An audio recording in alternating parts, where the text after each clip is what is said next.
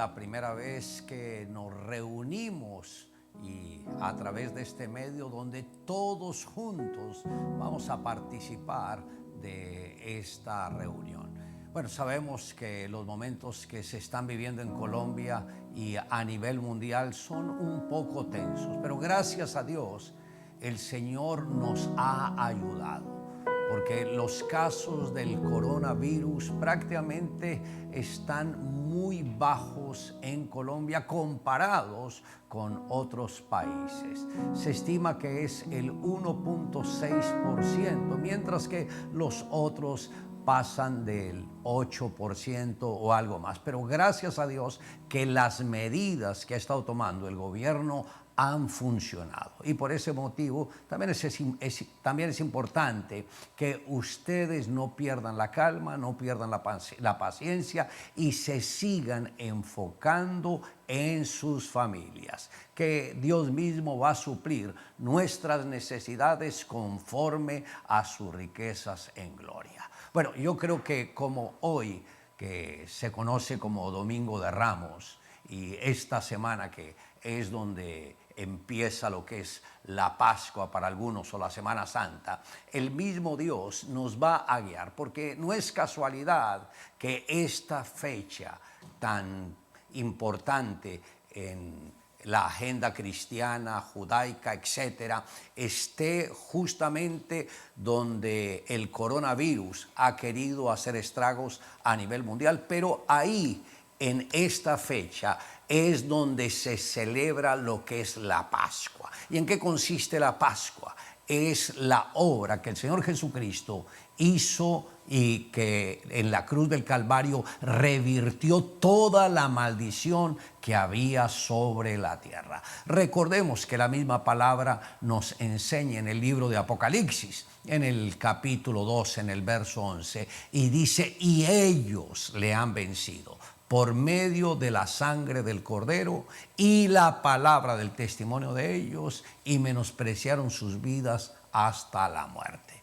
Algunos amigos, empresarios y también ministros siempre me llaman para decirme: pastor, ¿cómo uno puede orar aplicando la sangre? Que escuchan que enseño sobre la sangre, pero como que les entra por un oído y les sale por el otro. Y en este momento de crisis, ahí sí tienen que aferrarse a todo el poder que hay en la sangre de Jesús. Recuerde que nosotros tenemos la vacuna, pero no una vacuna física, es una vacuna espiritual. Y es a través de la sangre de Jesús. Lo que dice Apocalipsis, el capítulo 12, verso 11, como lo dije antes, dice: ellos le han vencido por medio de la sangre del Cordero y la palabra del testimonio de ellos, y menospreciaron sus vidas hasta la muerte. Ahora, ¿por qué está ese texto ahí? Los versos anteriores habla de una guerra en el reino espiritual. Miguel y sus ángeles se enfrentan contra el dragón y sus ángeles. Ahora, el dragón tiene otras fuentes de respaldo, que es la serpiente antigua, el diablo y Satanás. Son las cuatro caras del adversario. Y el arcángel Miguel enfrenta con sus ángeles estos poderes demoníacos y logran removerlos del cielo intermedio. Y dice luego en el verso 9, en el verso 12, y ellos le han vencido. Pero no se refiere a Miguel y sus ángeles, se refiere a los cristianos. Entiendan, queridos hermanos, que Dios los está usando a ustedes para vencer todas las fuerzas del mal. El crédito no se lo están dando al arcángel Miguel, no lo están dando a nosotros los cristianos. Ellos le han vencido por medio de la sangre del Cordero. Note que ahí menciona la sangre del Cordero. ¿Por qué habla de la sangre del Cordero? Se refiere a la plenitud de la sangre de Jesús. Debemos recordar que en 7 ocasiones el Señor Jesucristo derramó sangre, y cada uno de esos derramamientos cumplió un propósito específico. El primer derramamiento fue en el Getsemaní, la noche de la traición. El segundo derramamiento fue cuando lo flagelaron con el látigo de Roma, y este látigo tenía varios rejos, y en cada rejo tenía incrustaciones de metal y hueso filudo, y cada latigazo le fue desollando la piel de la espalda. El tercer derramamiento fue cuando le pusieron la corona de espinas. El cuarto derramamiento fue cuando le arrancaron la barba. El quinto derramamiento fue cuando le clavaron las manos a la cruz. El sexto fue cuando fijaron los pies del Señor en la cruz del Calvario. Y el séptimo fue cuando le clavaron la lanza en el costado derecho, que salió sangre y agua. Ahora, en cada uno de estos derramamientos, el Señor fue avanzando y destruyendo completamente las fuerzas del adversario. El enemigo pensaba que deshaciéndose del Señor Jesús, ya Él se convertiría en el amo y Señor de todo el universo. Pero no contaba con algo, que el arma que el Señor tenía para destruir al adversario era con su propia sangre. Ahora, ¿qué hubiese sucedido si Jesús no ofrenda su vida por nosotros? No habría esperanza de redención y nuestro destino sería la condenación eterna. Ahí tenemos el ejemplo de Adán en el libro de 1 Corintios, en el capítulo 15, en el verso 45, dice que Adán fue alma viviente. El primer Adán fue hecho alma viviente. El postrer Adán, espíritu vivificante. Note que Dios se refiere a Adán como alma viviente. ¿Pero por qué alma viviente? Si cuando Dios creó a Adán, que fue el primer hombre, lo hizo a su imagen y semejanza. Dios es un Dios trino, espíritu, alma y cuerpo. O sea, Padre, Hijo y Espíritu. Y esto mismo lo reprodujo en Adán y, por supuesto, en su descendencia. Pero Adán cometió un error, no pasó la prueba. La prueba estaba en el huerto del Edén. Y ahí fue donde entró la serpiente antigua. Y empezó a entrar en diálogo con la mujer se prestó para hablar con el adversario, y ese fue el error de la primera pareja, prestarse a hablar con el enemigo, y el enemigo es maestro en engaños. Ahí fue donde los enredó y los llevó prácticamente a la destrucción. Desde ese momento, prácticamente Satanás se sintió el amo y señor de la primera pareja. Y Dios tuvo que empezar a trabajar en un plan B.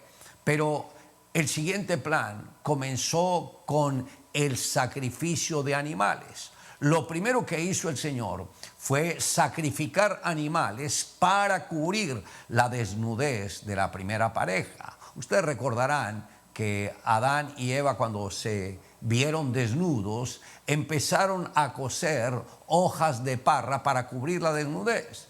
Pero eran tan malos sastres que el Señor dijo, no, estos hay que ayudarles. Y fue cuando sacrificó animales y les cubrió con la piel de estos animales la desnudez de ellos. Y ese fue el primer sacrificio, el primer derramamiento de sangre que hubo acá en la tierra. Pero ahí empezó a convertirse en un prototipo de lo que vendría. ¿Y qué sería lo que vendría? La obra del Señor Jesucristo. Y bueno, en la época de Moisés, que es una de las épocas que el pueblo de Israel llevaba 400 años en esclavitud en Egipto y sin esperanzas de liberación, fue cuando Dios levantó a Moisés y lo envió a Faraón para que Faraón dejara ir al pueblo de Dios. La petición es: dejen al pueblo que vaya por 3 días a adorar al Señor. Y Faraón endureció su corazón y dijo: no, ellos son mis esclavos, ellos no van a ir a ningún lado, no voy a permitir que pongan un pie fuera de mi territorio. Y no quiso dejarlos ir. Y fue cuando Dios empezó a mandar las plagas a Egipto. Y la última plaga fue la plaga de muerte. Ese fue el coronavirus de esa época.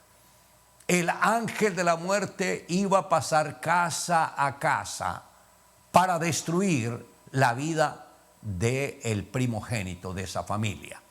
Y cuando uno mira la situación actual, es casi como un coronavirus, que es el ángel de la muerte no buscando al primogénito, sino buscando a todo el que pueda. Hombre, mujer, joven, niño, lo que sea, se lo quiere llevar. Y por eso hemos visto casos de familias que prácticamente todos han perecido por el coronavirus. Este es un ángel más letal, más tremendo. Y lo tremendo es que el mundo todavía no ha encontrado la vacuna, pero nosotros tenemos esa vacuna espiritual. Porque dice: y ellos le han vencido por medio de la sangre del Cordero. Querido hermano, usted tiene la vacuna. Usted tiene todo el poder de usar el nombre de Jesús, de usar la sangre de Jesús, de decretar las promesas de Dios, no dejarse intimidar por lo que dicen los periodistas, los medios, sino enfocarse en lo que Dios nos está enseñando a través de su palabra, porque ahí tenemos la llave para revertir todo el mal.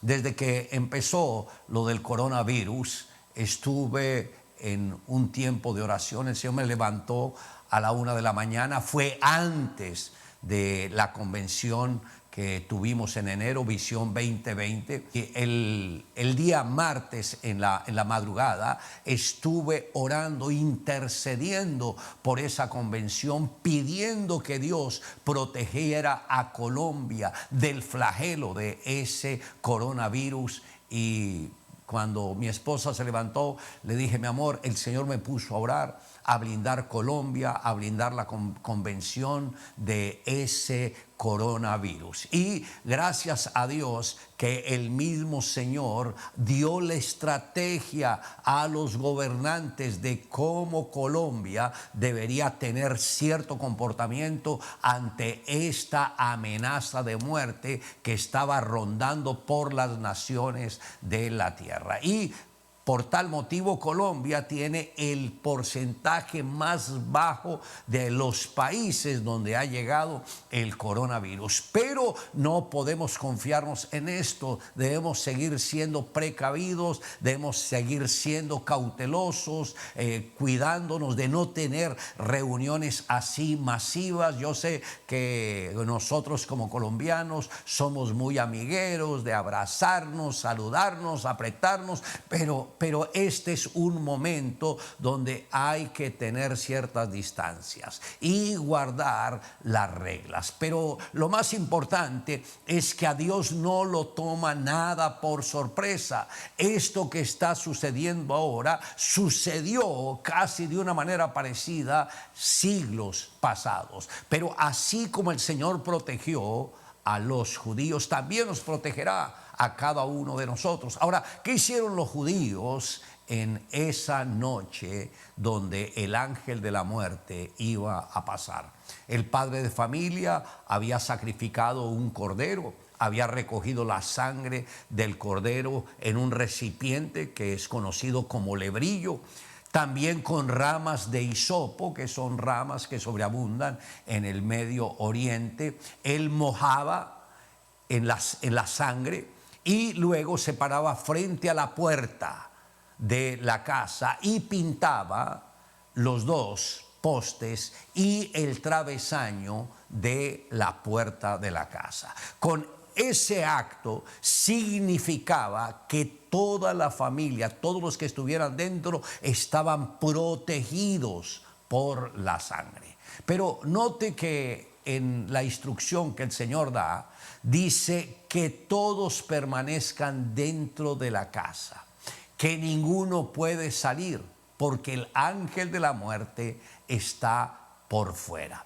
Y esa fue prácticamente la primera vez que todos tuvieron que guardarse en su casita y no exponerse a la muerte. Y en el caso de los judíos, ni una sola persona murió. En el caso de los egipcios, ellos no iban a hacer lo mismo de los judíos, aunque quisieran, porque Faraón los podía matar, porque eso era una rebelión contra la orden de Faraón. Y por eso en todos los hogares de los egipcios esa noche hubo un muerto.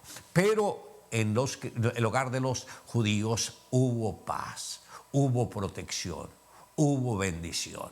Y Dios permitió que fuesen los hombres, y estos hombres eran hombres prácticamente rudos, no eran muy instruidos, porque Egipto los trató como esclavos y esa era la naturaleza de ellos, pero Dios los protegió sobrenaturalmente.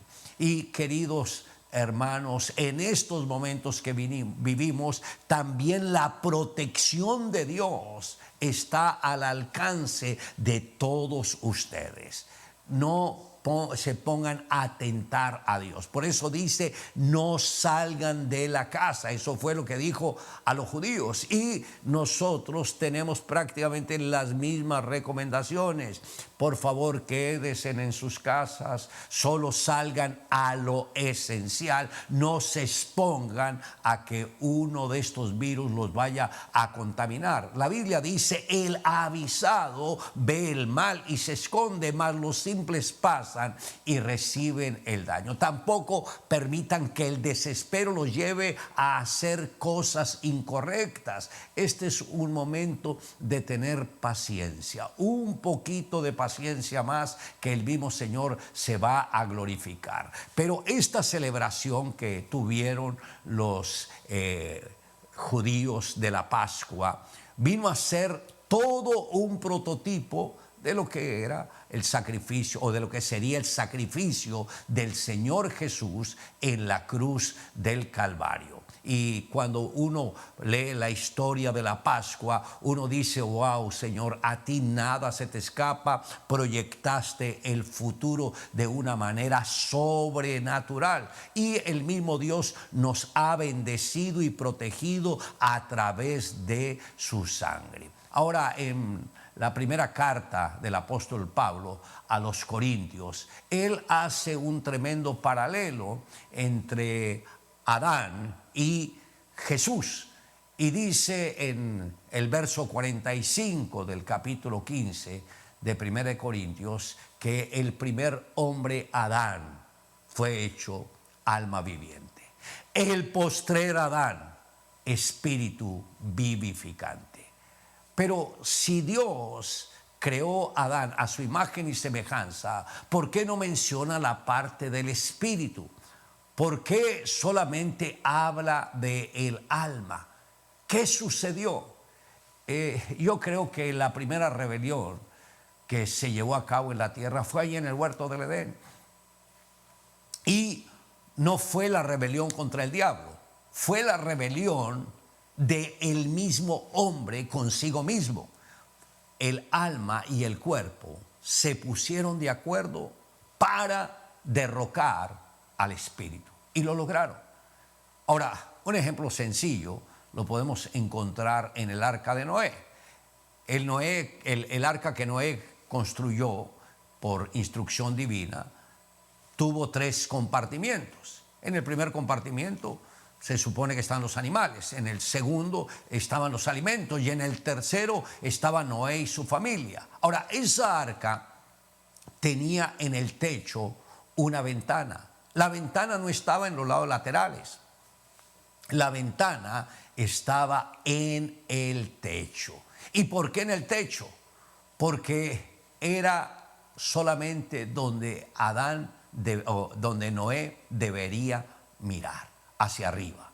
Y esto es un ejemplo que Dios, cuando da vida al espíritu, quiere que nuestro espíritu se conecte continuamente con Él, que no mire ni a la derecha ni a la izquierda. Recordemos el caso del apóstol Pedro. El apóstol Pedro, cuando vio que en medio de la oscuridad Jesús iba caminando sobre las aguas, empezaron a dar voces de expresión de miedo.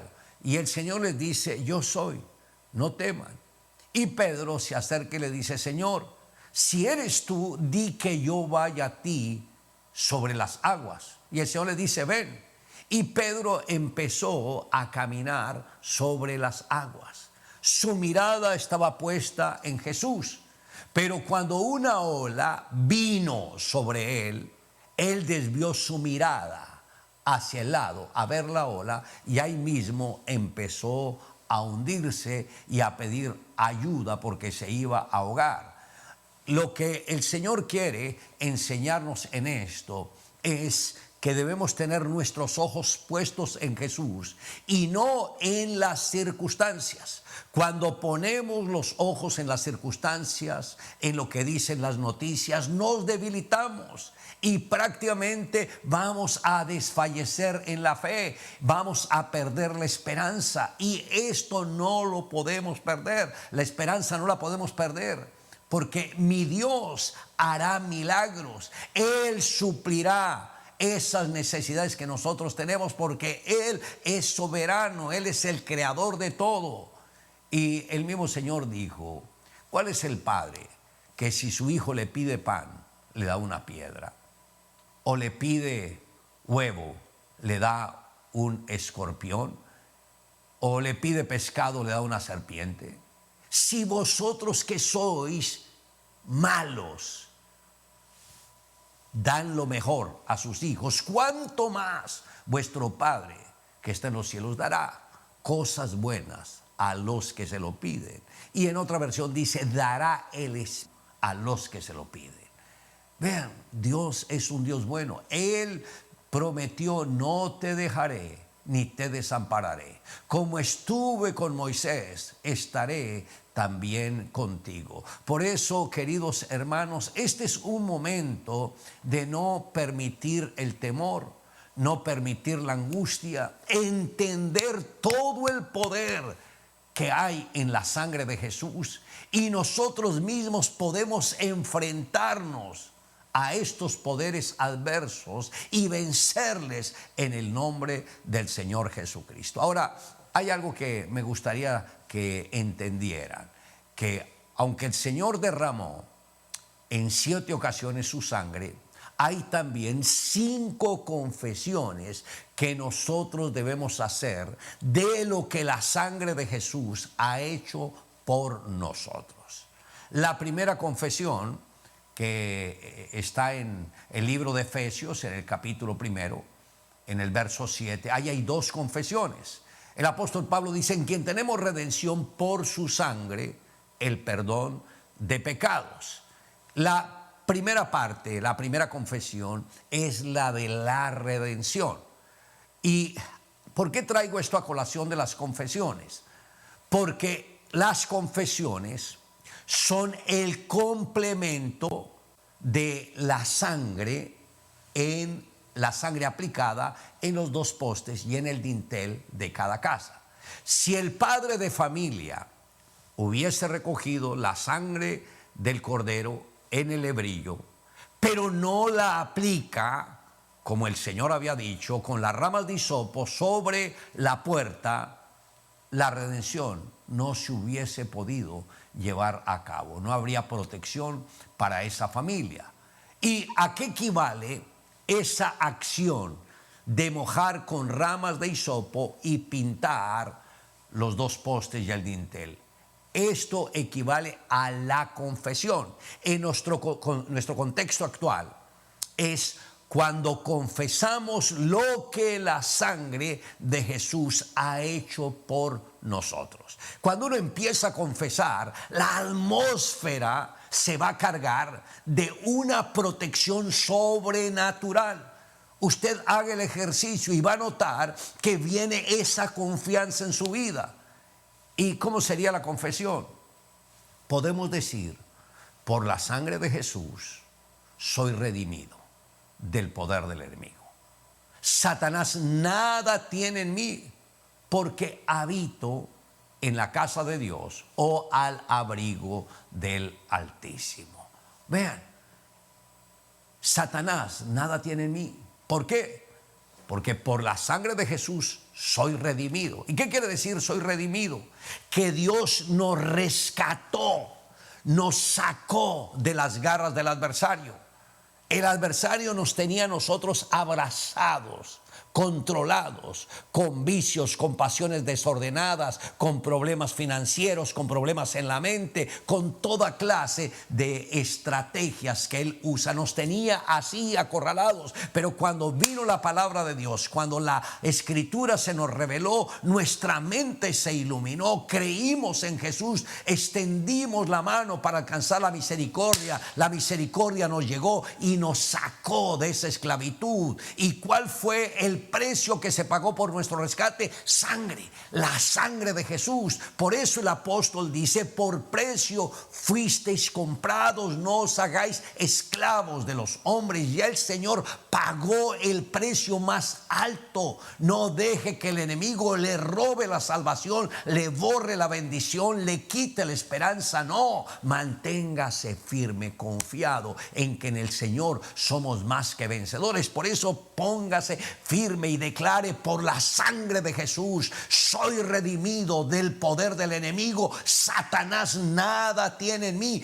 porque ahora habito en la casa de Dios. Note que estamos dando una declaración, que ya no estamos en el territorio de Satanás, que ya no le pertenecemos a él, que alguien nos rescató de ese mercado de esclavos, de esa opresión de liderazgo incorrecto, que Dios nos rescató aún de las mismas garras de nuestro yo, que Dios nos dio una nueva naturaleza. Tenemos el carácter de Cristo dentro de nosotros. Por eso de nuestros labios tienen que salir palabras de alabanza, de adoración, de optimismo, de fe, y también confesar la palabra de Dios. Cuando damos ese decreto es cuando aplicamos la sangre en los dos postes y en el dintel, y trae protección a nuestra casa. Si viene un pensamiento de cualquier índole, no se quede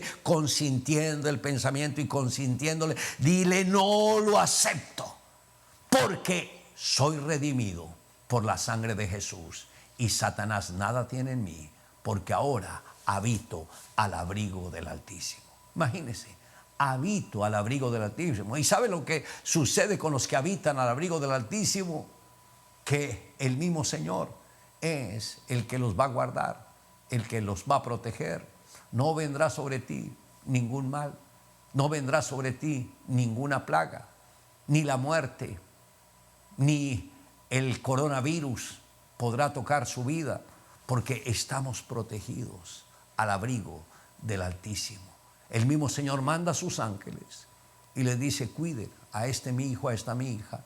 No vayan a permitir que ningún mal los vaya a tocar. No vayan a permitir que el mal los toque en ninguna forma. Somos protegidos por Él. Y me gustaría que todos repitieran conmigo esta declaración.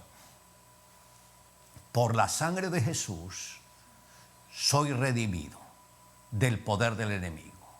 Satanás nada tiene en mí, porque ahora habito en la casa de Dios o al abrigo del Altísimo. Y vamos a creer que esta promesa es una realidad. Y voy a hacer una oración por ustedes. Padre, en este momento presento estas vidas que se han conectado. Presento a toda la misión carismática que hoy se conectó con nosotros a través de este medio. Gracias porque esta es tu iglesia, Señor. Esta iglesia no es de un hombre, es tu iglesia. Tú mismo guardas y proteges la iglesia. Tú mismo es el que nos inspiras y nos motivas a seguir avanzando. Sabemos que hay un cerco de protección alrededor de nuestras vidas. Sabemos que tú suplirás todas nuestras necesidades conforme a sus riquezas en gloria. Gracias por amarnos, por bendecirnos y por el precio tan alto que pagaste. Te amo, Dios, en Cristo Jesús. Amén y amén. Y vamos a irnos con una nota musical y ya regresamos.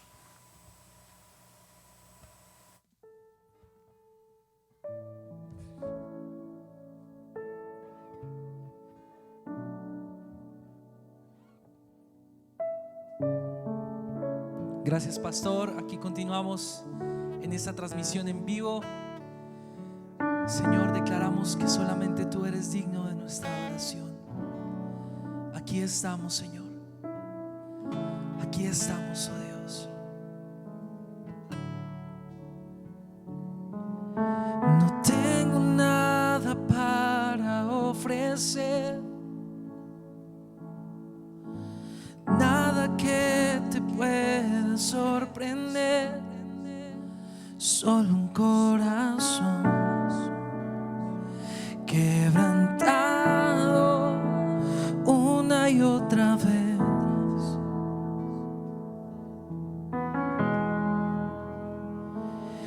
Y no hay nada que me enamore más,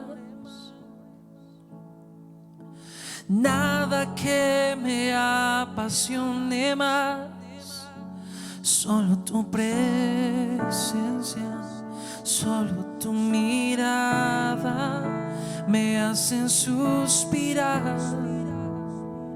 Y por eso levantamos nuestras manos y decimos: me inclino ante ti, Rey que perdona multitud de errores. Me inclino ante ti, digno eternamente, digno, impresionante y digno. Solo ante ti yo me inclino. No tengo nada para ofrecer, Señor. No tengo nada para ofrecer, nada que te pueda sorprender, nada que te pueda sorprender, solo un corazón quebrantado una y otra vez. Lo colocamos en el altar, Señor. Y no hay nada que me enamore más, oh no, nada que me apasione más, solo tu presencia, solo tu mirada me hacen suspirar. Yo dependo de ti, me inclino ante ti, Rey que perdona multitud de errores. Me inclino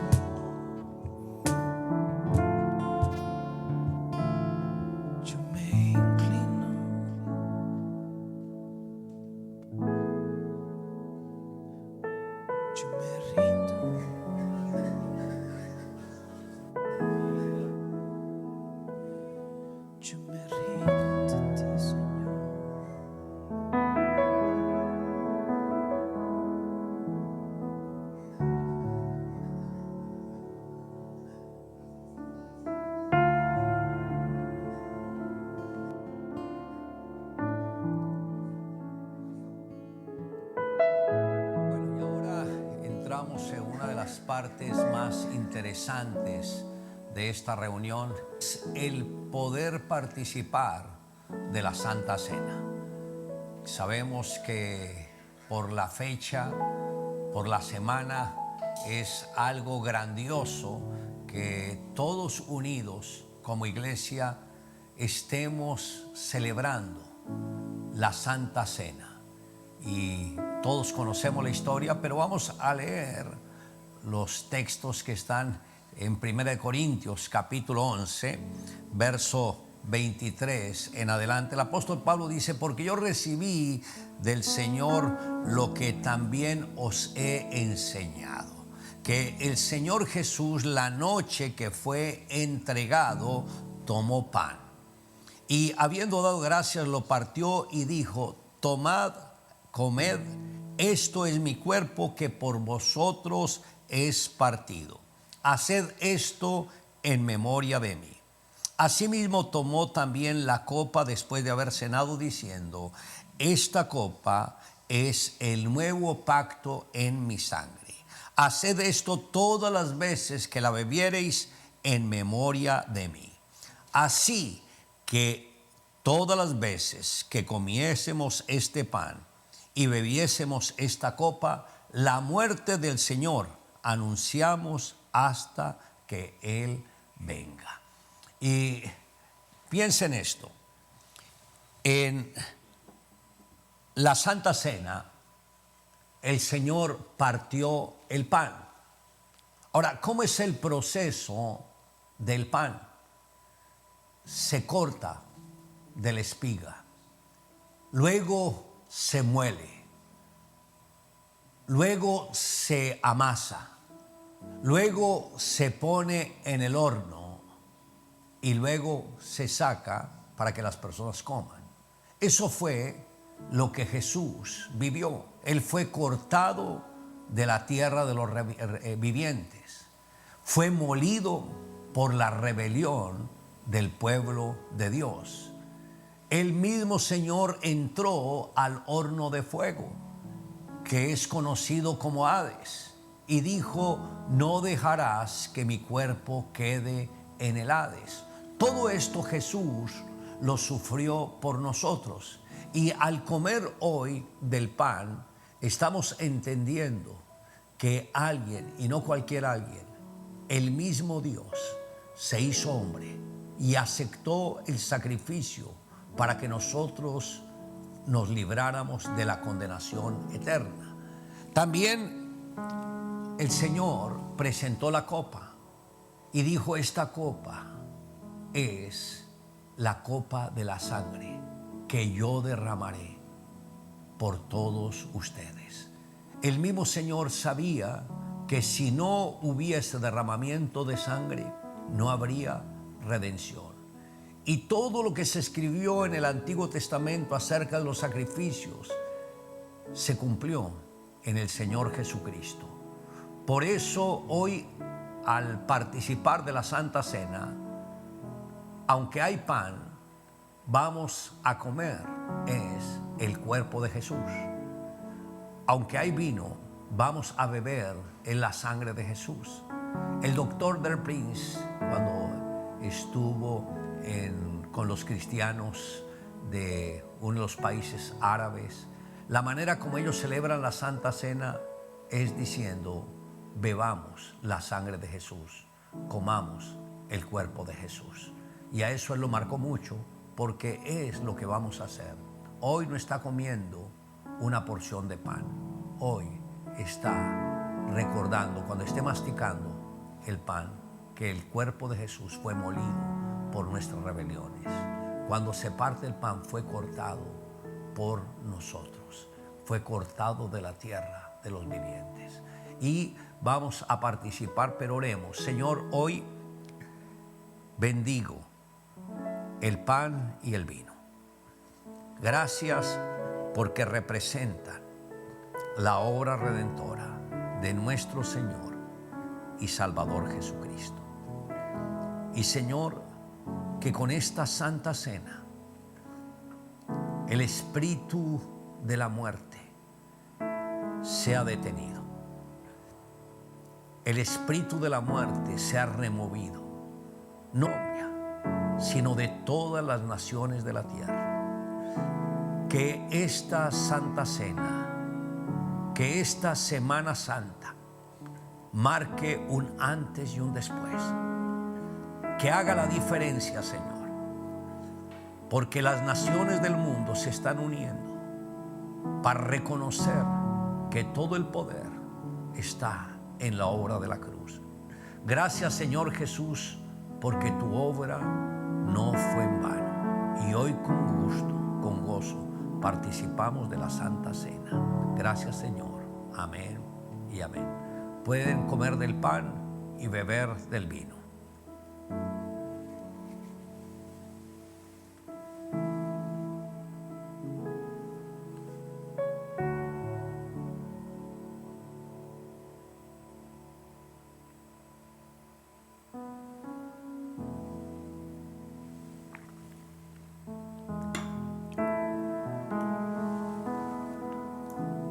Y el apóstol cierra diciendo: porque todas las veces que comamos el pan y bebamos el vino, la muerte del Señor estamos anunciando hasta que Él venga. Gracias por permitir esta reunión tan especial, pero aún no hemos acabado. Vamos a hacer una pausa porque hay algo interesante también para ustedes.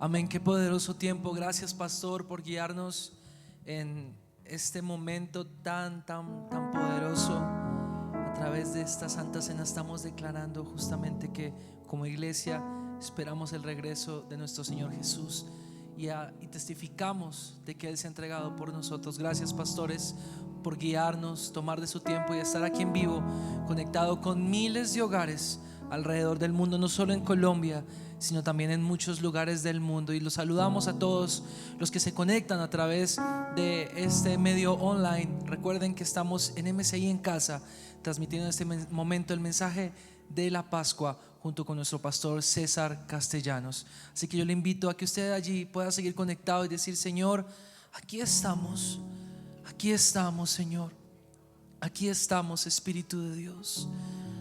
Nos entregamos en adoración, Señor.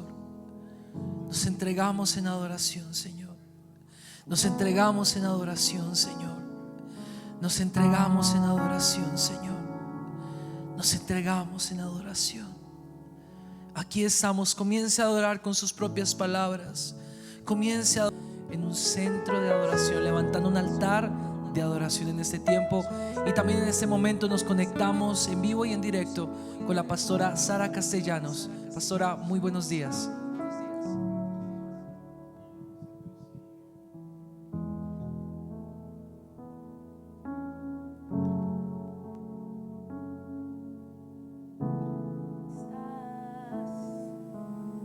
Nada me podrá hacer frente. ¿Qué pasó? ¿Ya? ¿Tú me cuentas? 3, 2, 1.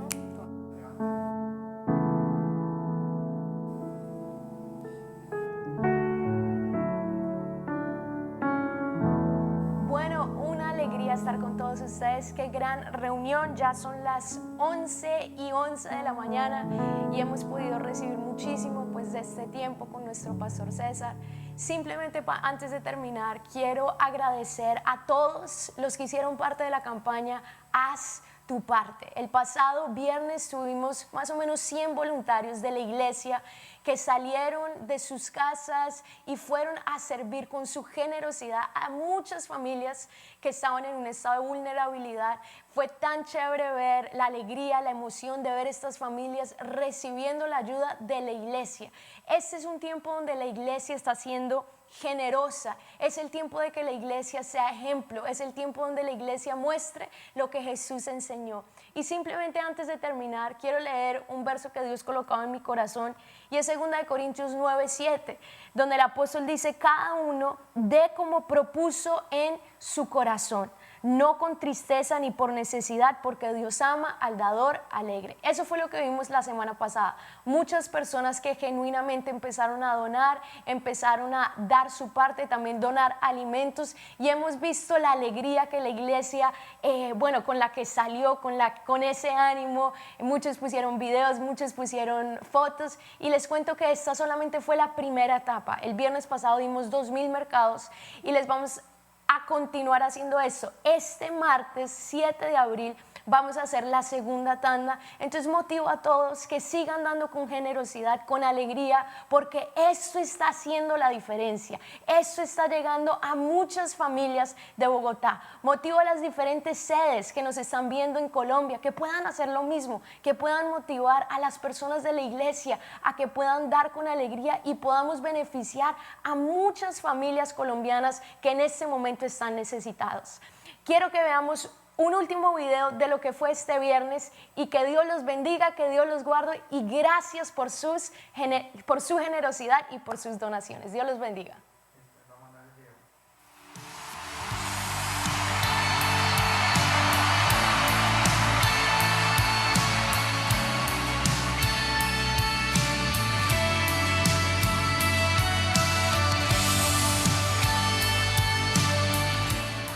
Aquí estamos listos, todos preparados para ir y compartir con las familias que lo necesitan estos mercados, como Iglesia Misión Carismática, participando y haciendo nuestra parte. En la adversidad yo confío. ¡Haz tu parte! No es por mi poder ni por mi fuerza, por tu espíritu. Que Dios los bendiga por esta obra de caridad que están haciendo a los barrios. Muchísimas gracias, Dios los bendiga. La tierra temblará. Nuevamente gracias a los pastores de la Misión Carismática, a todos los líderes pastores. Algo está por suceder. Damos gracias a los pastores César y Claudia Castellanos y a toda la Misión Carismática Internacional, y oramos para que Dios se glorifique en este tiempo en nuestras vidas. Las cadenas.